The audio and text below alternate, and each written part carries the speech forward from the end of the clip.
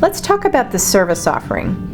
Is the family office just going to offer investments to the family members, just going to take care of their investments and let's say their tax and accounting, or are we going to do more? I personally say that we should look at organizing as many services for the family and standardizing them under the family office as possible.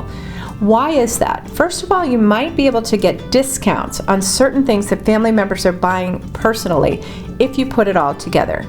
Take, for example, property and casualty insurance for homes.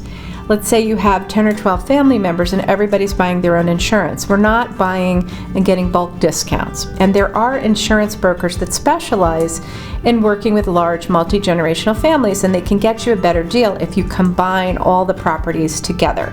Same for buying health insurance for family members and things like that. So the more we can pull the services under the family office, the more money we'll save, and frankly, the more we'll make sure that security is taken care of in every aspect of what we're doing for the family. Now, we may not need all of these experts all the time. Certain services might be on call, and some family members may need some things and others may need other things. So for example, maybe one person's an art collector and another person has a plane. They don't necessarily both need the same services, but all of their needs can be taken care of by the family office. I also believe that ideally you standardize and put household management under the family office jurisdiction, and that you take an executive house manager for all the properties and then have house managers at each property if you have a number of large properties around the world. This is an area where a lot of money leaks out, where belongings get stolen, and we have a lot of problems. So although it's not necessarily thought of as a core family office service, it can be outsourced, but it should definitely be under the family office umbrella. So what are the most important services? Well, typically the most important services that most single family offices start with are investment management, accounting and tax, preparing the next generation, which I think is core and key, and then security for the family. So at a minimum, focus on these 4 areas to start. Here is a chart that shows you all of the potential things that the family office can do for the family. Frankly, I think all of these things should be under the family office, but if your budget is limited, you can start with the 4 top areas and then expand out using consultants and others on a part-time basis as you need them. In order to figure out how big of a family office you can afford, obviously we need to have a budget. And we want to have the budget before we spend a dime. And that's very possible to do. What we can do is get multiple bids for any outside service provider or concierge type service that we need, figure out the salary ranges for the people that we want to hire, and look at all the other expenses, and absolutely create a detailed budget for the family to consider. Is your family office going to cost you $500,000 a year, $5 million a year? It doesn't really matter, but you need to know the number, and the family office needs to be run against a budget that's reviewed by whomever the family office reports to. Now, when we go to hire staff, there's 2 types of staff typically that we work with. Internal full-time staff or part-time staff that works just for the family, and then external consultants who are used on an as-needed basis. When it comes to hiring internal staff, I highly recommend working with professional executive search people and companies around the world.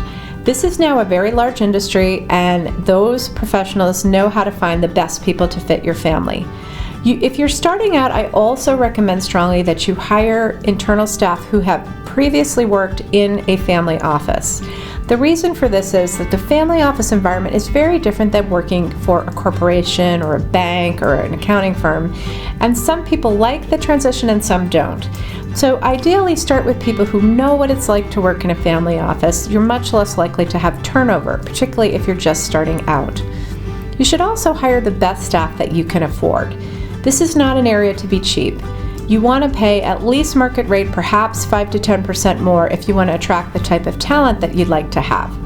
When it comes to hiring external consultants, for example, tax attorneys, lawyers, external chief investment officer, other functions like that you may only need on a part-time basis, again, go for the best person you can afford, and make sure to call and speak directly to other family principals before you hire these professionals. It's very important that you speak to people that have actually worked with the professionals you want to hire. Don't just rely on what they say. I've actually had consultants tell me they've worked with a certain famous person, and when I call the office of that famous person, they've never heard of that consultant. This is not unusual.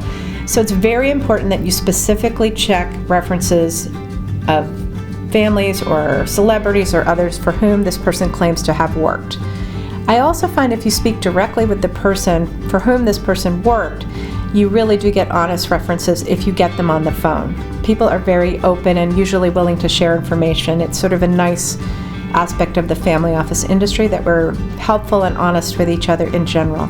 So definitely check those references. I also want to mention a particular subset of experts, and those are the family dynamics counselors. A lot of these folks have had maybe a couple of business coaching conferences that they've attended or gotten a weekend certificate, and suddenly they're a coach for families.